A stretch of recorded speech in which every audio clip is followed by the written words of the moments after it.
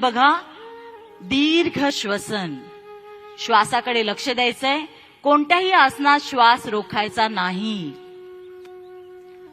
हे आसन पोटासाठी, पाठीसाठी आणि कमरेसाठी खूप चांगलं आसन आहे. सर्वजण हे आसन करू शकतात. सावकाश, मान सरळ, दोन्ही हात जागेवर आणि पाय सरळ. दीर्घ श्वसन.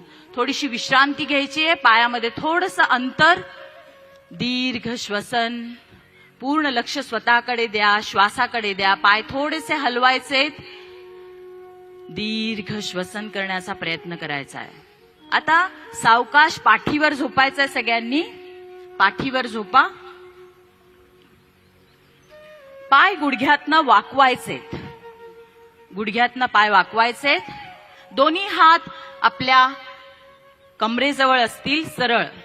पायामध्ये थोडंसं खांद्याएवढं अंतर घ्या आणि पोट वरती उचलायचंय. सेतू बंधासन.